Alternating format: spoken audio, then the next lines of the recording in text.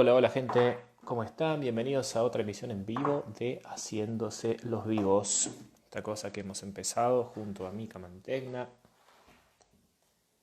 para juntarnos con gente que estimula la curiosidad, amigos que tenemos, a quienes queremos invitar a compartir y charlar sobre cosas interesantes. Hola Agustín, hola Martín, hola no quiénes, ¿cómo están? Estamos esperando a nuestro invitado de la noche, Vladimir Chorny Elizalde, que ya en cualquier momento se va a sumar para seguir con nuestro ciclo. Ahí está, mirá, qué bien, qué, qué a tiempo todo. Perfecto, vamos a tratar de agregarlo a Vladimir y largamos.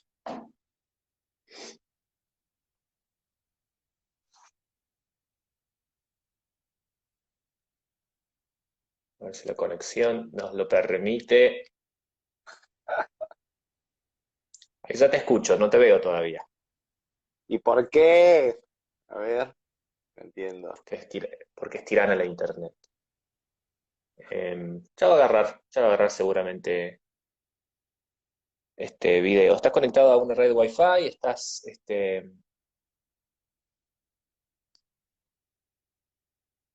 Te recomiendo que uses Wi-Fi en vez de datos, que no tengas nada Bluetooth. Ahí está, ahí te veo. ¿Ahora me ves? Sí, perfectamente. Bueno, yo no me veo a mí mismo, pero te veo a vos y eso es lo que importa. Perfecto. Entonces, Ya nos vamos a ir poniendo el día como corresponde, ¿eh? Yo ahí nos veo los dos. genial. Sí, sí, sí, perfecto.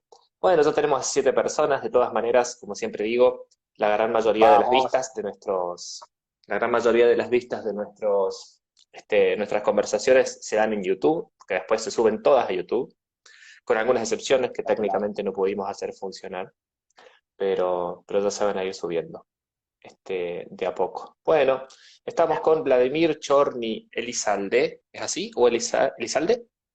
Elizalde, poné. Muy bien, muy bien. Para conversar, como hacemos todas las noches, a las 21, tanto Mica como yo, con amigos, amigas, amigues que tienen talentos copados, gente interesante, gente que estimula la curiosidad y es la idea de pasar esta pandemia lo mejor posible aprendiendo algo todos los días. Así que hoy estoy charlando Vamos. con Vladimir, que Vladimir es abogado especializado en distintas áreas del derecho, particularmente en libertad de expresión, en cuestiones de derechos digitales, trabaja en la Organización Mexicana R3D, es profesor de la UBA, es actor de teatro. ¿Qué más? A ver, tirame alguna otra cosa más que te describa.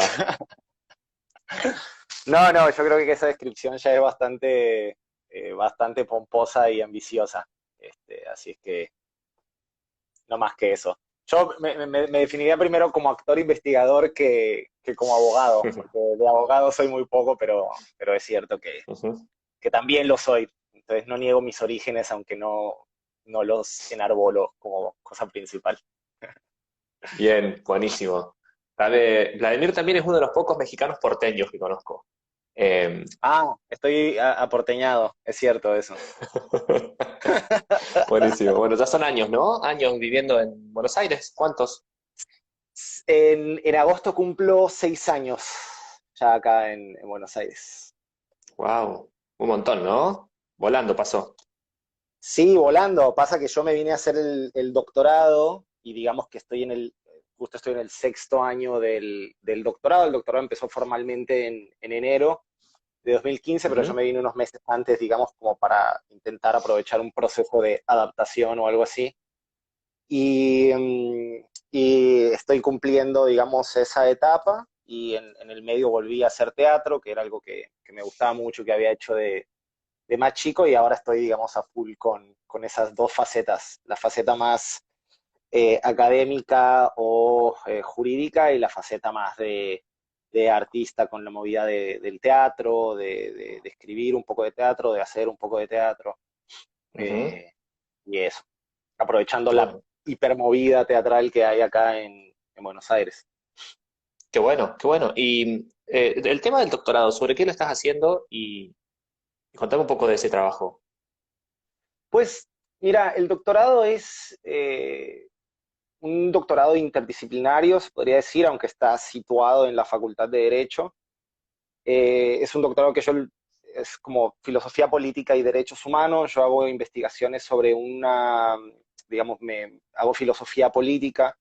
Entonces, yo investigo un tema que se conoce como injusticia epistémica, o básicamente me pregunto por qué hay ciertos grupos sociales cuya voz o testimonios vale menos que la de otros, cuáles son las razones y cuáles son las implicaciones de eso en, en el mundo jurídico, en el mundo social y, como digamos, en las cotidianidades. Yo me concentro en el tema de los pueblos indígenas, pues mi investigación doctoral toca ese fenómeno, digamos, de la injusticia epistémica en el caso de los pueblos indígenas. Y básicamente es preguntarse por qué, eh, digamos, lo que ellos tienen para decir nosotros no lo podemos escuchar, porque como sociedad basada sobre principios de varones blancos con plata, por decirlo de manera Ujú, resumida, heterosexuales, hemos construido instituciones y digamos, nos hemos articulado sobre ciertos principios que excluyen voces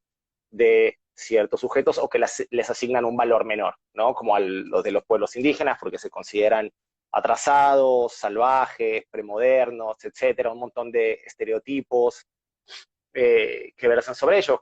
Sucede lo mismo, por ejemplo, con las mujeres. O sea, también a las mujeres se les considera demasiado emocionales, irracionales, histéricas, etcétera, y entonces normalmente existe un déficit de credibilidad en lo que ellas tienen para contar o en la forma en la que ellas expresan sus experiencias.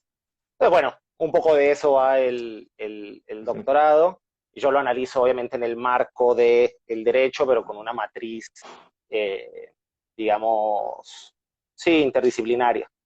Ujú, Entonces ujú. va de eso, más o menos.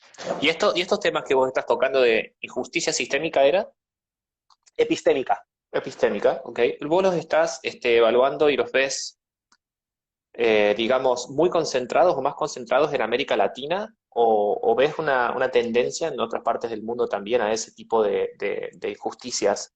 Me imagino que existen, ¿no? Pero me interesa ver cuáles son las características específicas que tiene América Latina, un continente que Claro. tiene su propia historia de colonización, que es profundamente machista en general, atravesado por un catolicismo romano, ¿no? O sea, hay varias cosas históricas, sociales, específicas de América Latina que se me ocurre que tienen un peso distinto al que pueden tener en otras regiones del mundo. Sí, definitivamente. A ver, primero creo que, a ver, como la matriz teórica de la injusticia epistémica no empieza pensando en los pueblos indígenas, sino que empieza como una metodología feminista de una filósofa que se llama Miranda Fricker, que es una genia que lleva trabajando ya décadas este tema, y ella analiza precisamente la voz de las mujeres o de las personas de raza negra en Estados Unidos, ¿no? Como por ejemplo cuando hay todo el movimiento, esto está relacionado, como para ponerlo en un ejemplo y sacarle un poco de lo teórico, todo lo que sucedió con el tema de Black Lives Matter, Ujú, de cómo ante distintos casos de brutalidad policial y asesinatos de varones de raza negra, las instituciones, digamos que no creían en sus testimonios o había un prejuicio sobre ellos, entonces si detenían a una persona o la veían caminando por la noche, como había un estereotipo o un prejuicio de que los negros son criminales, entonces se les disparaba si se resistían a hablar o lo que sea. Había un prejuicio sobre eso. Entonces, digamos que la teoría viene de ahí. Y en los últimos años, si bien hay algunas investigaciones que están empezando a tomar la idea de la injusticia epistémica para casos de pueblos indígenas, hay muy pocas investigaciones. Hay una profesora, Thompson, si no me equivoco, de Estados Unidos, que ella analiza la objetivización de los pueblos indígenas de América del Norte en Estados Unidos de América, y fuera de esa investigación hay muy pocas investigaciones de ese tema. O sea, digamos que yo sé que estoy haciendo uno de los primeros estudios que vinculan injusticia epistémica con pueblos indígenas. Pero las particularidades ujú, Latinoamérica son gigantescas para estudiar este tema, porque para empezar somos de los pocos, digamos, como de las pocas regiones en el mundo que tienen países que son plurinacionales, ¿no? Estoy pensando Ecuador, Bolivia, que han tenido Ujú. incluso procesos constitucionales en los cuales, al menos formalmente, ha existido un reconocimiento para los pueblos indígenas y que ha tenido un impacto fuerte en la Constitución, reconocimiento de derechos de la naturaleza, la Pachamama, el Sumacasay, eh, como todo un movimiento de reconocimiento de otros valores que no son valores occidentales y que son valores que defienden los pueblos indígenas. El movimiento indigenista en Latinoamérica es bastante potente, ¿no? Obviamente hay un montón de diferencias y nosotros hablamos de pueblos indígenas siempre en general, pero también hay una pluralidad y un abanico inmenso de pueblos indígenas en nuestra región que dan para analizar esas particularidades, pero efectivamente los fenómenos políticos y jurídicos que se tienen acá en Argentina acá en Latinoamérica son muy fuertes. Particularmente en Argentina no, porque bueno, como probablemente algunos lo sepan, acá digamos, las políticas de colonización no fueron tales, sino que fueron más políticas de exterminio y, eh, y no tanto de integración como sucedió en otros países como México, ¿no? Que fue Ujú. una idea de conquista religiosa y de asimilación de los pueblos indígenas en ese entonces a la colonia. Eh, entonces, yo creo que es muy particular lo que sucede en esta región, pero que la idea de la injusticia epistémica la podemos usar transversalmente en distintos casos. O sea, uno podría pensar en situaciones de comunidades indígenas o de grupos originarios que están en Nueva Zelanda y vamos a poder encontrar similitudes para estudiar estas cosas, ¿no? Pero también lo que tenemos en Latinoamérica es que hay muchos casos en los cuales las instituciones funcionan eh, de acuerdo a los principios más tradicionales del derecho, a los principios liberales del derecho, y en los cuales vamos a poder ver materializada la forma en la que los pueblos indígenas quedan excluidos. Recién hace unos días la Corte Interamericana, por ejemplo, eh, emitió una sentencia en contra de Argentina. Es la primera vez que se castiga al Estado argentino por violaciones a derechos humanos de pueblos indígenas, que son derechos colectivos reconocidos en la Convención Americana y que, digamos, también la Constitución Nacional Argentina reconoce derechos de pueblos indígenas, pero es un fallo que es muy importante porque, digamos, reconoce no solo ya el derecho a los territorios comunitarios de los pueblos indígenas, sino que reconoce otros principios de manera interdependiente, como el derecho a la identidad cultural, el derecho a un medio ambiente sano, a una vida digna, acceso al agua. Son un montón de cosas que están relacionadas eh, con, con, con varios grupos indígenas que existen acá en Argentina y que han luchado durante décadas. Creo que ese caso entra al sistema interamericano en 1998, entonces imagínate que Uh, duró más de 20 años en que se resolviera. Eh, pero bueno, la historia de lucha y de defensa y reivindicaciones y avances y también de discriminación, de racismo, de segregación, de desigualdad en América Latina para los pueblos indígenas es gigantesca. Entonces hay mucho eh, de donde estudiar y hay muchos espacios y muchos lugares donde se puede transformar el ámbito institucional a través del derecho, porque esa es una salvedad que yo hago siempre que empiezo a hablar, sea en una charla donde me vaya a terminar emborrachando porque es una fiesta o en una charla más académica, que creo que es una especificación que vale la pena hacer, que lo que yo hago en mi investigación no es en ningún momento hablar por los pueblos indígenas, ni decir qué es lo que ellos quieren o lo que ellos deberían de tener o lo que, cuáles son las necesidades de los pueblos indígenas, ¿no? Creo que hay un riesgo que siempre se corre al comprometerse una causa que es el de la apropiación de la voz de esos sujetos que, digamos, que nos interesa acompañar. Y más bien lo que yo hago es hacer una crítica institucional y una crítica teórica a cómo incluso de las teorías la forma en la que se ha concebido a los pueblos indígenas es una forma que los deja marginados y cuando las instituciones democráticas se han construido a partir de esos principios, que siguen siendo principios de igualdad y libertad, pero desde una concepción individualista, liberal, en un sentido, digamos, en el mejor de los casos, liberal igualitaria, pero con muchas limitaciones.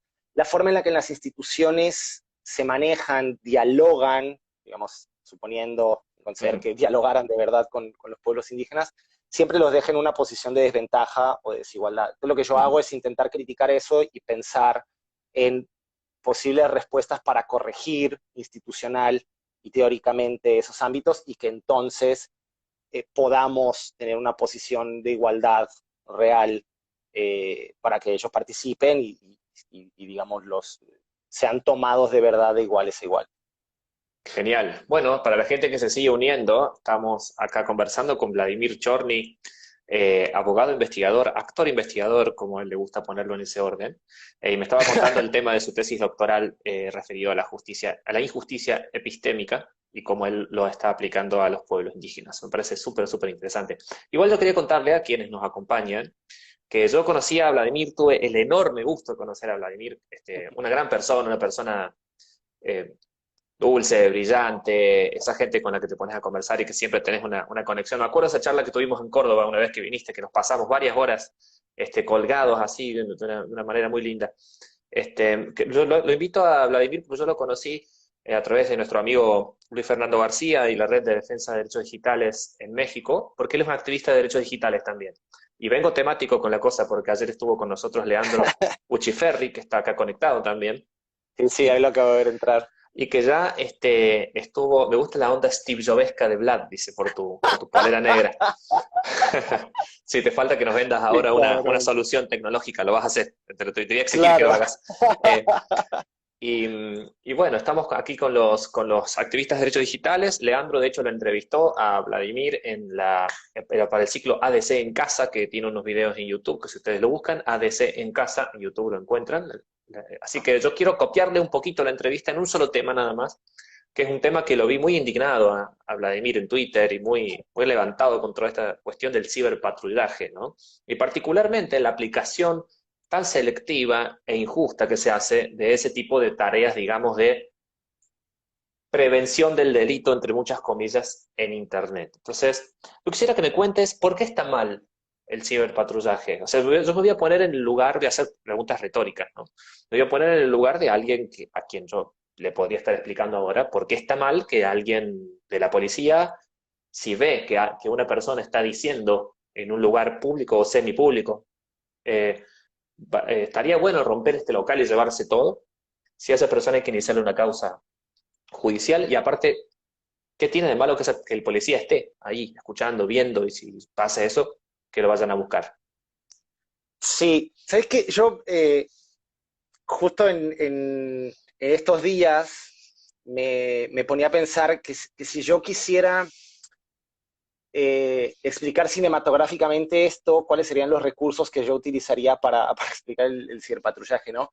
Y después me acordé que esto de alguna forma ya se hizo. No sé si vos te acordás que creo que esto es en los noventas o a inicio de los 2000, pero hubo una película en la que Tom Cruise es uno de los protagonistas que se llama Minority Report, en la que un poco el argumento de la película es que existían, si no me equivoco, eran tres sujetos que tenían una habilidad predictiva de comisión de delito, ¿no? Entonces, ves en la película que estos pibes no hay delitos porque ellos anticipan o pueden ver el futuro para prevenir los crímenes. Entonces, arrestan a la gente antes de que cometa el delito, ¿no? Entonces, digamos, la trama va sobre eso y después se hace un quilombo porque resulta que al parecer el protagonista lo tenían que arrestar, entonces todo se sale de control y bueno, un poco la moraleja de eso es, desde mi lectura ahora, años después de esto y ahora como activista de derechos digitales, es que efectivamente hay toda una lógica dentro de la idea de la vigilancia estatal, de la vigilancia policial, que intenta o que se sostiene sobre un mito, que es eso, es un mito, que es el mito de la prevención del delito a través de la vigilancia estatal masiva, de una lógica del Estado policial. Es decir, de ver todo lo que pasa y de poder anticiparse en la lógica humana a lo que va a pasar para evitar los crímenes. Me gustó mucho la forma en la que vos lo pones, de decir, bueno, imagínate que está un policía en el espacio público, vos vas caminando y decís, che, estaría re bueno, hay que quemarlo todo, ¿no? Imaginemos, van tres chicas y van a una marcha feminista y entonces una dice, hay que quemarlo todo, ¿no? Che, abajo el patriarcado, hay que quemarlo todo. Entonces el policía dice, estas van a quemar algo, entonces yo voy a prevenir ese delito y las voy a detener, ¿no? Entonces, obviamente, esto es, en la jerga jurídica, esto es una medida que es desproporcional, después podemos hablar un poco de por qué es ilegal, porque hay leyes en Argentina que claramente prohíben este tipo de actividades y todo eso, pero más allá de esa discusión jurídica, lo que me parece un poco más interesante en términos de esta discusión es eh, que efectivamente este tipo de acciones se pasa de largo o se sostiene en un mito que no toma en cuenta la realidad del lenguaje humano y la realidad de la comunicación humana, ¿no? Hay distintas, nosotros como seres humanos utilizamos formas de referirnos a hechos, ideas, personas, etcétera, que son metafóricas, que utilizan Ujú. un montón de recursos retóricos que con los cuales nos referimos a la realidad, a deseos, a pensamientos, etcétera, pero que no son literales, Ujú. ¿sí? Entonces, esto de, hay que romperlo todo, no sé, Los pensemos chistes, las parodias, las hipérboles, que es esto que estás diciendo vos, ¿no?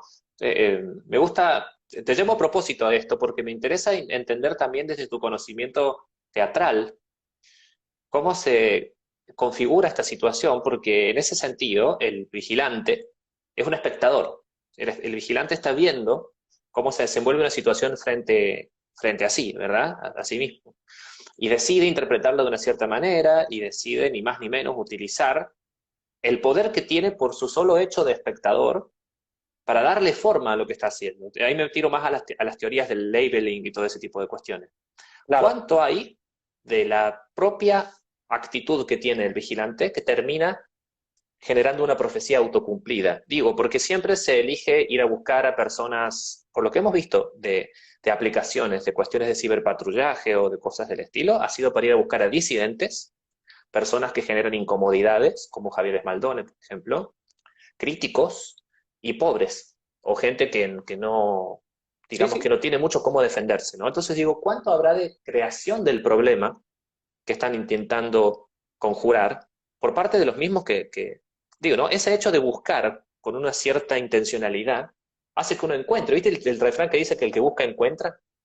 Entonces, exactamente. si buscan de una cierta manera ciberpatrullando algo, van a encontrar, ¿no?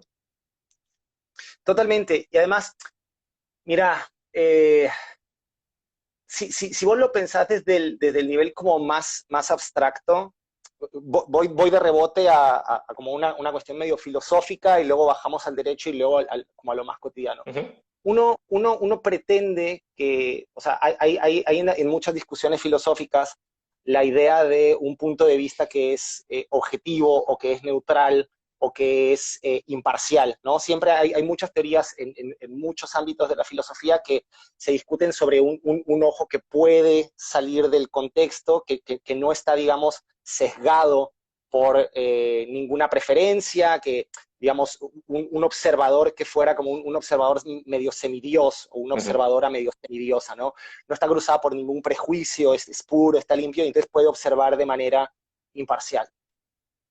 Eso para ciertos ejercicios filosóficos y para ciertas discusiones teóricas a veces puede tener cierto sentido, a veces puede no tenerlo. Pero la realidad es que nosotros como seres humanos, saliendo de esa filosofía muy abstracta y racionalista, tenemos sesgos, tenemos preferencias, tenemos un montón de prejuicios y normalmente la perspectiva que nosotros tenemos está situada a ese contexto en el cual nosotros nos vamos a encontrar. Entonces, cuando nosotros llevamos esto al derecho y cuando tenemos situaciones o leyes o permisiones de las autoridades que hacen que haya, por ejemplo, policías o gendarmería que tienen esta labor de prevención o de, digamos, persecución del delito previa, porque en el fondo digamos, es algo así, vos no has cometido un delito, pero te persiguen por un delito de manera previa a que vos lo hagas, ¿no? Esta predicción estilo Minority Report.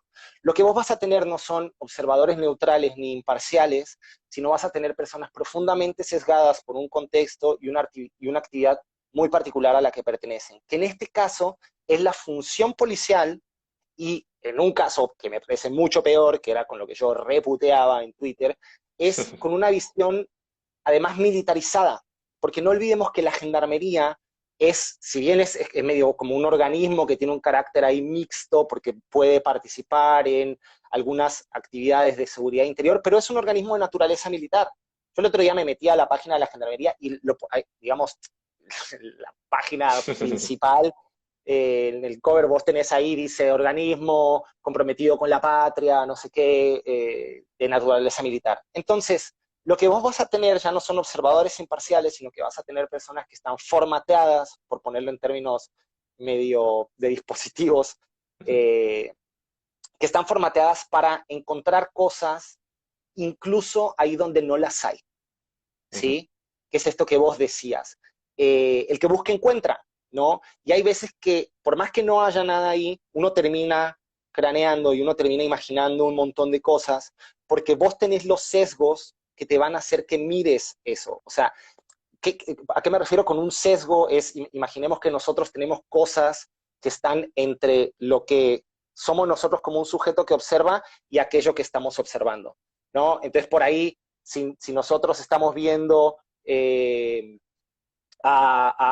vuelvo al ejemplo de las personas de raza negra. Si nosotros estamos viendo a un negro caminando en la noche que viene hacia nosotros con una capucha, etcétera, en una calle donde no hay ninguna vigilancia, puede que lo que veamos sea una amenaza para nosotros. Y muy probablemente veamos una amenaza ahí porque nuestra visión de una Ujú. raza, de un grupo social, está Ujú. sesgada sobre eso. Entonces yo veo peligro si veo Ujú. un tipo de raza negra caminando rápido hacia mí, etcétera. Pero tal vez si fuera un pibe rubio, estilo hipster o hippie con osde, en Palermo, que viene caminando hacia mí, fumando un faso, etcétera, tal vez yo no sentiría Ujú. ninguna amenaza ni ningún peligro. Y eso Ujú. es porque tengo sesgos de cosas que Ujú. veo en distintas situaciones o que no veo por los sesgos que tengo o no tengo. Ujú.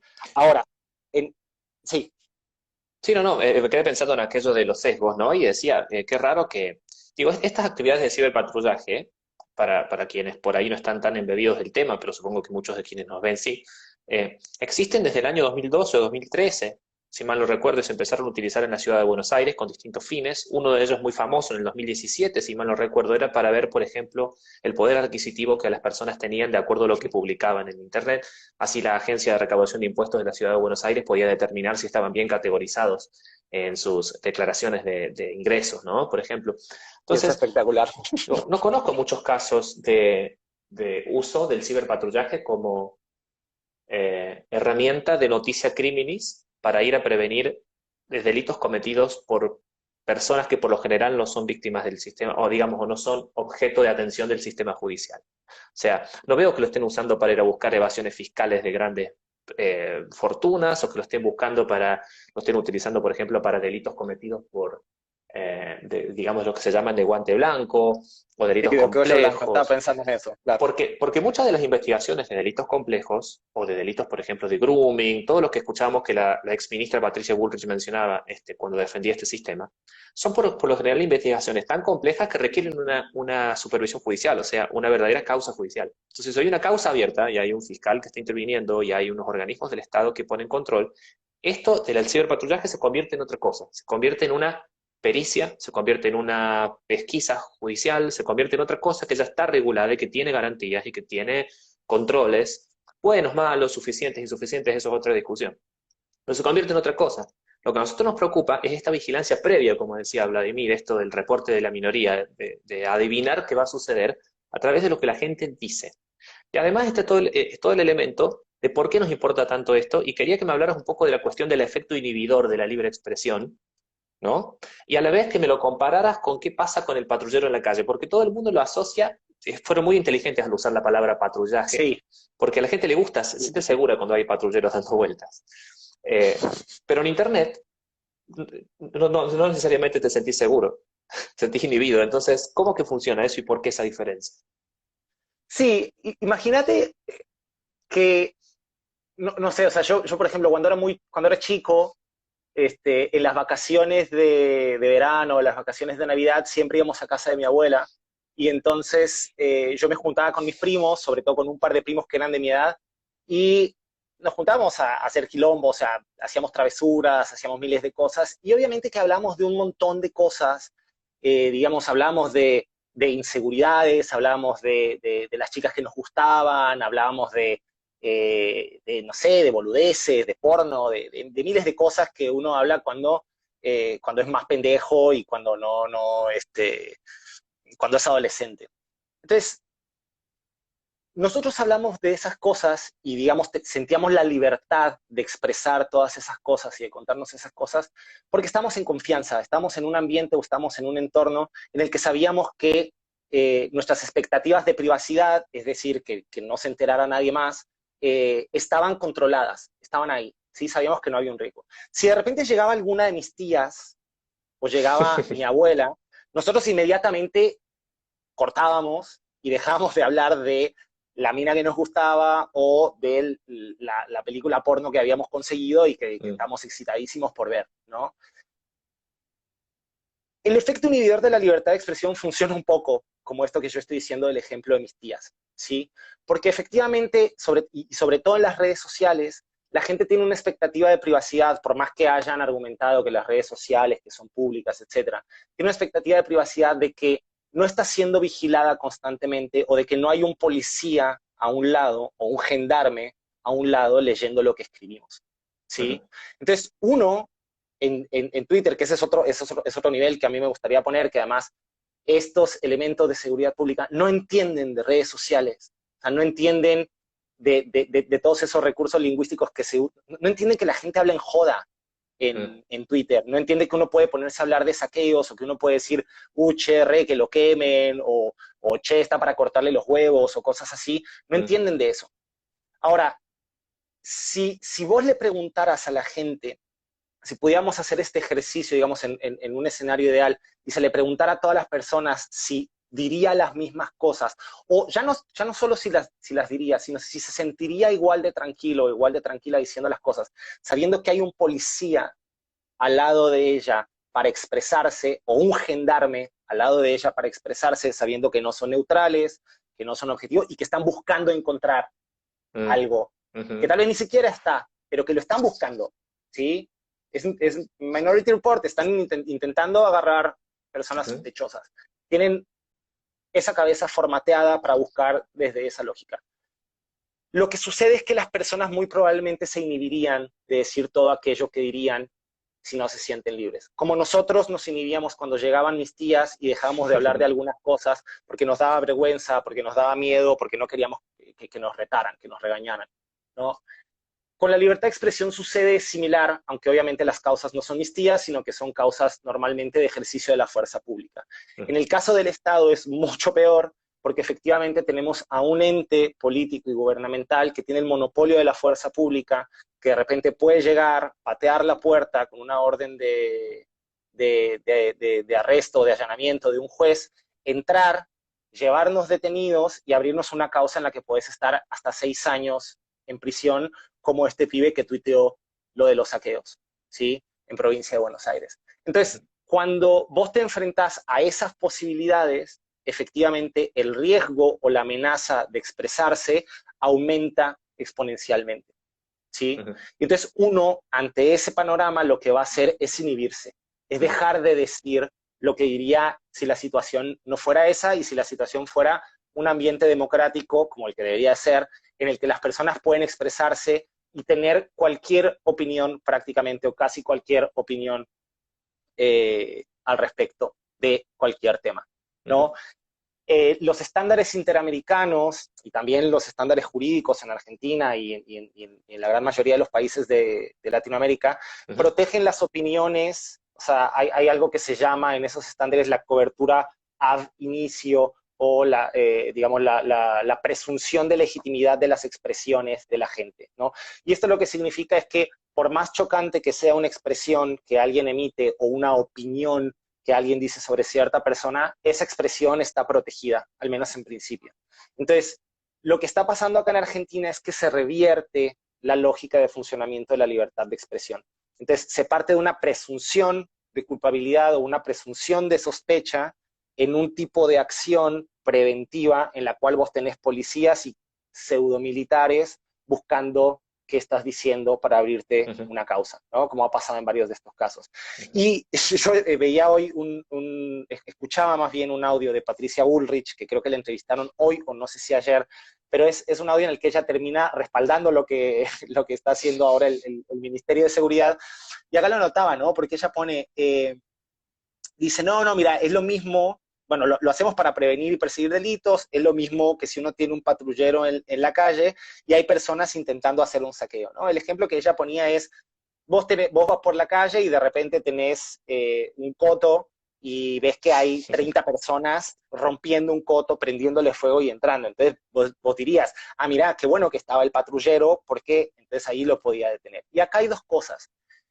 Lo que está haciendo tramposamente Bullrich y lo que están haciendo tramposamente las personas que defienden el ciberpatrullaje también es alterar la forma en la que funciona la actuación de las fuerzas de seguridad pública cuando hay comisiones de delito. Porque lo que sucedería en esos casos efectivamente es que habría personas que estarían cometiendo un delito en flagrancia, ¿no? Que Ujú. básicamente significa que está en el acto pasando un hecho que se supone que violenta una ley y Ujú. entonces las fuerzas de seguridad pública estarían legitimadas para intentar evitarlo. Acá lo que sucede es que eso no está pasando, ¿sí? Vos no tenés la comisión de un delito. Vos Ujú. tenés a un pibe tuiteando, che, qué onda, no me dieron los 10.000 pesos, sigue en pie lo de los saqueos, que puede ser un boludeo, puede estar enojado, puede ser cualquier cosa. No hay un delito. Tuitear no es delito, ¿sí? Ujú.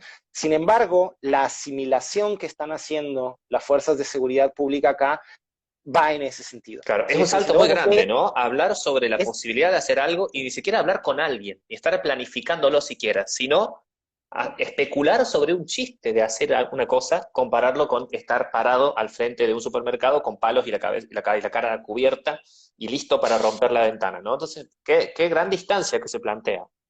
Y literalmente lo que Bullrich dijo fue, no sabemos, entonces tenemos que anticiparnos. Y ahí fue cuando yo dije, bueno, déjate de joder, esto es Minority Report. O sea, es clarísimo lo que está pasando acá y esto es totalmente desproporcional y totalmente ilegal. ¿Por qué? Porque vos lo mencionabas bien cuando hablabas de que generalmente esto no se va hacia las personas, no, es decir, a los ricos que lavan dinero no les cae la cana por hacer ciberpatrullaje. ¿Sí? Le cae a disidentes, le cae a personas que son incómodas, le cae a personas que son críticas o le cae a los pobres. Y entonces lo que genera este tipo de medidas cuando están cruzadas por un sesgo como el que se tiene desde las fuerzas de seguridad pública, eh, es que se convierte en una acción o una medida totalmente discriminatoria. Criminaliza a grupos que ya están en una situación o en una posición de vulnerabilidad y los profundiza aún más en Ujú. esa situación de vulnerabilidad. O sea, vos tenés a un pibe que ahora su cara está en todos los medios, Claro. ¿sí? Entonces, es un pibe de 21 años, en un contexto económicamente de desigualdad y con una persecución que se va a hacer, o sea, vos no sabés el grado de afectación que le puede dar a esa persona. Y además, en términos de contexto, quiero ver cuántas personas se ponen a tuitear o cuántas personas lo piensan 2 o 3 veces antes de tuitear algo, ahora que saben que efectivamente le iniciaron una causa judicial a un pibe de 21 años por Ujú. tuitear una boludez. Sí, que aunque no llegue a buen puerto, porque otra objeción también que ponen a veces quienes defienden el sistema, es que te dicen, bueno, pero es una averiguación de delito y simplemente actúa el fiscal y ahí el fiscal ejerce controles. El fiscal de la causa, yo no me acuerdo en qué medio, pero se reportó, tendría que, no lo leí, así que no debería tomármelo seriamente, por favor, tómelo con pinzas. Tengo entendido que dijo que no es una época para hacer chistes y que por lo tanto, o sea, él es un juez del humor ahora, y que por lo tanto se inicia la actuación de averiguación de delito y toda la historia. O sea, aunque sea que después un juez con dos dedos de frente desestime la acción, te comes el garrón de que te procesen, de te pinten los dedos, te lleven el celular, te llevan la computadora. Lo que le está pasando es Maldonado ahora, por ejemplo, es una barbaridad y está Totalmente. revisada y confirmada por jueces que simplemente por una ignorancia técnica le creen a la policía y empiezan a validar como prueba, por ejemplo, que sea sospechoso que sepas programar, por ejemplo. Locuras, locuras absolutas, ¿no? Y jueces intervienen en eso y lo refrendan. Entonces digo, eh, yo entiendo que muchas veces hay una necesidad o una percepción de una necesidad social de hacer algo y de prevenir el delito. A la gente no le gusta sentirse insegura. quiere que la cuiden. Ok, yo lo entiendo, lo comprendo a eso. Comprendo también a veces la buena voluntad que tienen algunos miembros de la Fuerza de Seguridad o miembros del Poder Judicial. Hay gente muy profesional y muy preocupada por el bienestar de la Argentina o Claro, porque no haya saqueos o porque no haya violencia, que dice, bueno, está bien, que vayan y que busquen al que haya que buscar y que se haga lo que se tenga que hacer.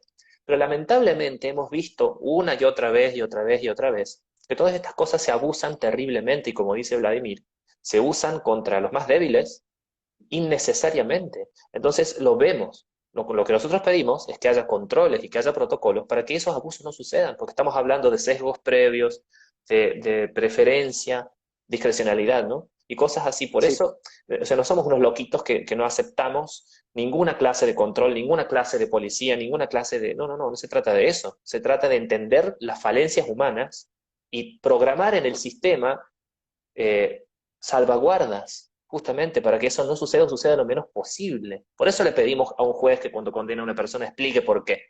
No estoy yéndome a cosas muy básicas, pero existe por eso. O sea, el garantismo no es una defensa de los delincuentes, es una defensa del sistema para que vos puedas dormir tranquilo de que la represión se hace bien. Y recién decía yo el caso de la evasión fiscal. Y uno dice, bueno, evasión fiscal es difícil de encontrar en Twitter, en cambio una amenaza directa de una cosa es más sencilla.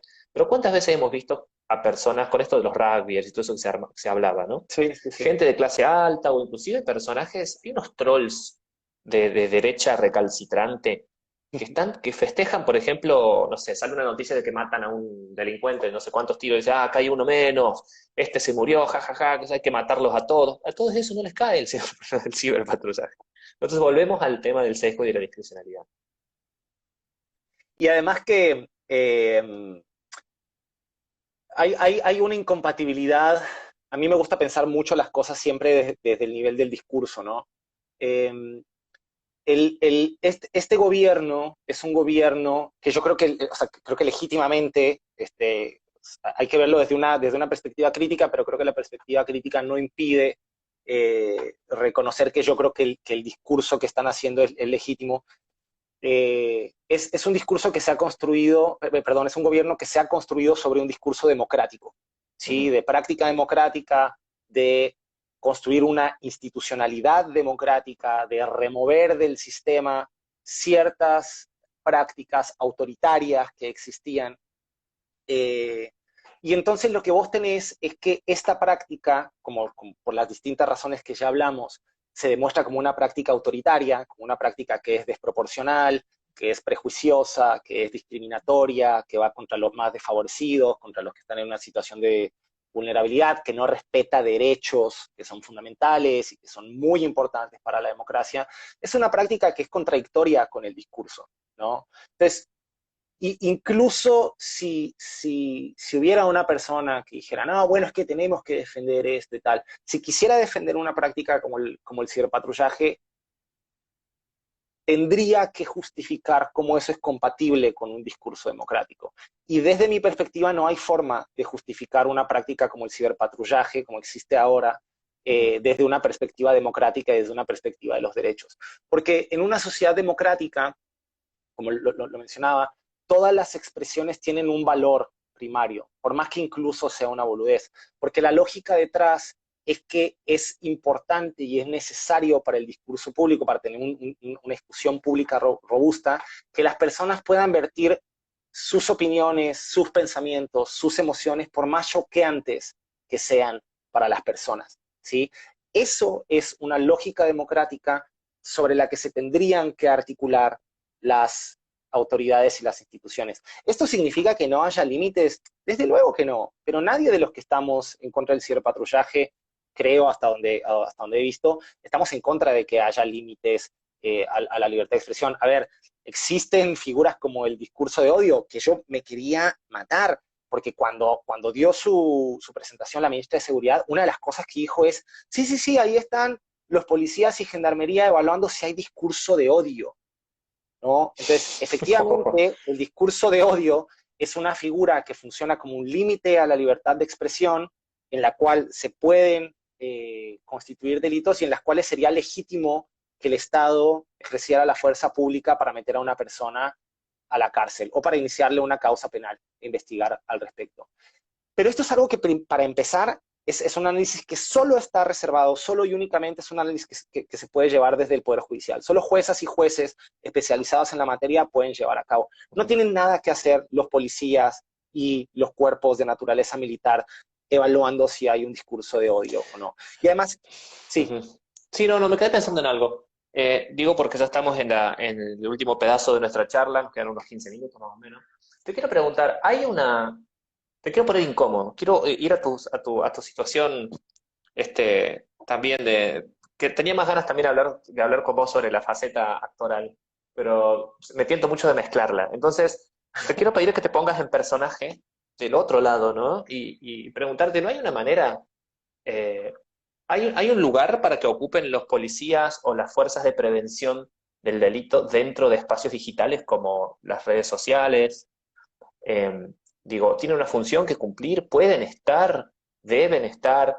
De vuelta, siempre pensando en lo previo a la investigación. Cuando hay una investigación penal y hay una orden para hacer unas pericias, un seguimiento, lo que fuere, ahí sí, ya ahí se puede hacer toda clase de inteligencia, no es inteligencia, sería toda clase de averiguaciones Sí. probatorias, etcétera, ¿no? Pero digo, previamente, con esta función previa, que es la que tiene la policía cuando patrulla, ¿no? Espacio físico versus espacio digital, mundo de las ideas, expresiones puras. Digo, no hay no pueden hacer algo al menos, digo, aunque sea para detectar tendencias, algo, y de repente se ven algo raro, dar notificación a una autoridad judicial o un fiscal para que los autorice y de ahí inicien una pesquisa un poco más este, controlada por garantías, o digo, ¿no hay una manera, no habría una forma de que funcionara esto? Eh, Negociámelo un poco, dale, no seas tan trosco. bueno, va.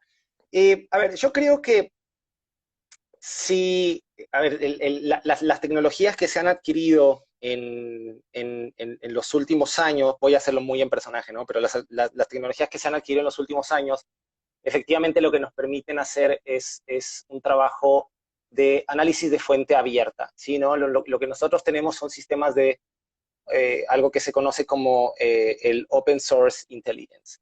Y lo que nosotros queremos utilizar acá son simple y sencillamente, es decir, ni siquiera vamos a tener personas ciberpatrullando, vamos a tener un sistema que identifica algunas palabras que en casos muy extremos, muy extremos, van a armar un pitazo o un señalamiento que ni siquiera va a ser analizado por gendarmería, sino que directamente esto, vamos a dar una notificación de que pudiera haber un indicio, por ejemplo, en casos de pornografía infantil, ¿no?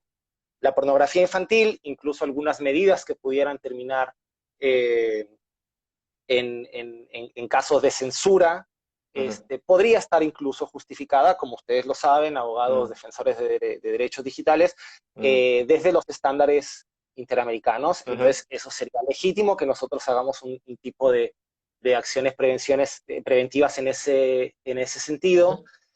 Y obviamente lo haremos sin realizar ninguna acción, sino dando la información a las áreas específicas de investigación policial que se encarguen, claro, que se encarguen de perseguir este tipo de delitos para proteger a la niñez y la adolescencia. Entonces, en esos casos, este tipo de medidas pueden ser razonables y proporcionales. ¿Y te parece eso? Fuera del personaje, ¿está bien? Digo, por este ejemplo que me das es buenísimo, porque es el típico, como Julian Assange solía decir, los jinetes del apocalipsis. Son esos temas que te los tiran, viste, que son indiscutibles. Pornografía infantil, terrorismo, cosas del estilo, ¿no? Seguridad nacional, en fin. Entonces, por ejemplo, imaginemos, la policía sabe por actuaciones que ha tenido antes, etcétera, cuestiones de inteligencia policial, en fin, conocimiento de la calle, conocimiento de la gente, lo que fuere, causas anteriores, que hay una red de pedófilos que está utilizando ciertas palabras clave para comunicarse entre sí. Entonces dice, vamos a monitorear a ver si aparecen esas palabras clave, y si encontramos a ciertos mapas de usuarios, viste que a veces se hace cuando se hace análisis político, que aparece como un nodo y que se conecta como con muchas personas, aparecen ciertos nodos de cierto tipo de palabras, vamos a poner esa información a disposición de la Fiscalía, que la Fiscalía dé la orden que establezca las acciones a seguir. ¿Se podría o no se podría eso? ¿Vos qué pensás? Yo pienso que tiene que haber un lugar en el cual se podría justificar, me parece a mí, legalmente eso. Sin hacer inteligencia, ¿eh? Porque inteligencia implica un seguimiento sistematizado, más o menos individualizado, en fin.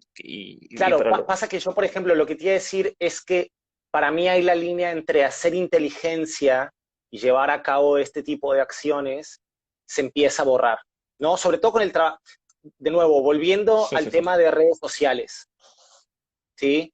Entonces, si la línea es borrosa, vos vas a terminar casi siempre en un callejón sin salida en el que vas a estar violando algún estándar interamericano de protección de derechos, ¿no? Por ejemplo, que haya certeza jurídica. O que una limitación a la libertad de expresión o algún otro derecho a la privacidad, por ejemplo, esté establecida de manera clara, precisa, concreta en una ley formal y material. Entonces, si vos no tenés eso, que el caso del ciberpatrullaje acá es hermoso porque la ley de inteligencia nacional, claro, la ley de inteligencia nacional además tiene clarísimo en el artículo 2 y 3 que no se puede hacer lo que están haciendo, ¿no? Que es ilegal. Pero en este caso mucho más gris, yo creo que uno inevitablemente se metería en ese tipo de problemas. Lo cual no significa decir que no deba haber un tipo de investigación o áreas especializadas para perseguir delitos como la pornografía infantil o la trata de personas que tienen y que se desarrollan y que se desenvuelven en el ámbito digital. Porque esto existe efectivamente, ¿sí? Solo que no hay sistemas de ciberpatrullaje para perseguir este tipo de delitos de la manera en la que lo estamos teniendo acá. Por eso, digamos, la conmoción social fue porque la justificación de la ministra en un primer momento, y yo creo que ella sí era sincera con lo que estaba diciendo, porque eso que se corresponde con lo que Bullrich dijo ahora, apoyando a la ahora ministra. Ella lo que quería ver era el humor social, ¿sí? Y eso lo que te muestra es que se está persiguiendo un fin que no es un fin legítimo por un medio que no es efectivo, ni es idóneo y tampoco es proporcional. A diferencia de que vos pudieras perseguir un fin legítimo, como podría ser la protección de la infancia y la adolescencia en casos de pornografía infantil, por otros medios que sí fueran idóneos, como tener una división de la policía especializada en ese tipo de delitos y que tenga, digamos, la posibilidad de trabajar codo a codo con el Poder Judicial. Con competencias limitadas y compartimentalizadas de lo que es control. Una tendencia primero observada y después de ahí que empiece ya el mecanismo judicial con las garantías debidas. Que básicamente son los controles mínimos para evitar que sucedan abusos y violaciones de derechos. Pero eso existe desde hace bastante tiempo. ¿Sí? O sea, no es que no queramos que persigan a los pedófilos. No es que no queramos que si hay pornografía infantil en las redes, que no se luche o que no se trabaje o que no se persiga. Porque efectivamente esos son delitos y se deben perseguir dentro de los cauces que la ley establece y con las medidas y con los controles suficientes para que no se actúe arbitrariamente. El tema es encontrar entonces ese puente que nos brinde una cierta legitimidad y unos ciertos controles para quitar estas áreas grises y estos abusos como lo están sucediendo ahora, ¿no? Porque además, nunca olvidemos y nunca quitemos del renglón que quien actúa, quien ejerce el poder ahí, es el Estado. Y el Estado, ejerciendo la fuerza pública, siempre es un monstruo. Siempre. Puede ser un monstruo que actúe de manera legítima y entonces esté justificada su acción, pero no deja de ser un monstruo, porque el uso de la fuerza pública efectivamente es la última medida o la medida más violenta, más invasiva y más lesiva que puede tener un ente público. Y si no, de nuevo, tenemos un montón de casos. Tenemos el caso de Javier Esmaldone y él como en primera persona siempre, desde hace ya mucho tiempo, nos viene contando lo que ha significado para él, cómo fue momento a momento. Entonces, sino que uno vaya al montón de casos que tenemos en todos nuestros países de abusos de autoridad, y de personas que están en la cárcel por delitos menores o por cosas que no tendrían por qué estar ahí. Ujú, ¿Se ujú. entiende? Sí, sí, Entonces, claramente. eh, no estamos pidiendo nada descabellado. No somos libertarios Sí, sí, sería, sí, o anarquistas. Sí, ese sí. chiste en este sentido de un libertario penal que diría, no, bueno, nadie meta mano en Mm, ninguna cuestión salvo que sea propiedad, vida y ya está. mm, No estamos pidiendo eso, es al contrario, nosotros lo que queremos es construir y empezar a transitar hacia un paradigma de seguridad democrática, ujú. ¿sí? Entendiendo por seguridad democrática un sistema en el cual se armonicen las medidas de control y seguridad pública con las garantías y los derechos fundamentales de las personas. Tampoco Ujú. es que estemos pidiendo algo, o sea, los derechos humanos, los derechos fundamentales son la base y pilar de las sociedades democráticas hoy por hoy. Entonces queremos partir de ahí. No es que Bien, no queramos policías y no queramos gendarmería. bien, estamos llegando a un entendimiento. Esta charla, cuando vaya avanzando después a la hora de generar los protocolos para el ciberpatrullaje, vamos a tener que revivirla, pero en vivo. Ojalá nos inviten a esas mesas, ¿no? Ojalá que inviten a la sociedad Ojalá. civil y que se abra, porque tenemos mucho para discutir con distintas visiones. Bueno, se nos acaba el tiempo. Nos quedan unos 4 minutos. Así Vamos. que te agradezco mucho por haber estado con nosotros. Mañana seguimos con más conversaciones. Mañana está con nosotros nuestro gran amigo Miguel Morachimo, hablando con Micaela Ah, Mantegna mira, sobre todas las cosas que Miguel Morachimo sabe y hace, que como sabemos es una mente que son un brillante. montón. Sí, sí, la verdad un tipo, un experto peruano en derechos digitales.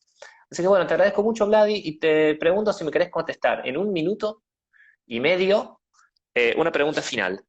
¿Qué tiene de teatral el derecho? Eh, yo creo que el derecho moderno funciona sí y sí a partir de la idea de la representación, ¿sí? La democracia no podría funcionar sin la idea de que nosotros podemos ser representados por personas que tengan nuestros intereses, que expliquen las cosas que son fundamentales para nosotros. Eh, y en ese sentido, el Estado también siempre intenta replicar de alguna forma la representación y el encauzamiento o la protección o el estar presente ahí para las personas. El ejercicio del poder siempre y desde hace muchísimos años es teatral, ¿sí? O sea, nosotros podemos ver los excesos que se pueden tener y nosotros podemos ver las fallas en esa representación cuando nos ponemos en el lugar del otro o cuando hacemos un ejercicio imaginario de si efectivamente estamos siendo representados o si las instituciones se están poniendo en nuestro lugar o nos están tomando en cuenta. En ese sentido, el derecho siempre va a tener un montón de metáforas para incluir referencias teatrales, para pensar en la otredad, para pensar en participación, para pensar en la forma en la que podemos entender los roles o cambiar de posición para pensar las distintas perspectivas. Y la inclusión, la incorporación de perspectivas y la diversidad siempre va a ser fundamental para el derecho, al menos para un derecho que sea de carácter democrático, que creo que es el tipo de derecho que nos debería de interesar a todas, a todos y a todos. Excelente pregunta y encima a tiempo. Así que bueno, gracias, gracias por eso. Concuerdo 100% con vos. Me parece que internalizamos las normas de una manera tal en la que participamos de una especie de puesta en escena cuando vamos por la calle respetando la ley, sin saberlo. Un amigo dice, Argentina debe ser uno de los países donde la ley más se respeta. Y yo le decía, no, ¿por qué? Viste que uno tiene la percepción contraria. Gaspar Pisano, un Claro. amigo muy querido. Y él decía, no, no, al revés, dice, porque como tenemos tan poca capacidad de hacerla cumplir, institucionalmente, Mm, dice la gente en realidad debería burlarse mucho más del derecho y sin embargo no lo hace. Ahora que estamos todos mirá qué interesante. acuarentenados, dice, esto te Claro, es muestra muy que la puesta en interesante. escena funcionó tan bien que no hace falta que necesariamente haya ahí un policía con un palo. Gracias, Vlad, y nos quedamos sin tiempo. Gracias, hasta luego. Hasta luego.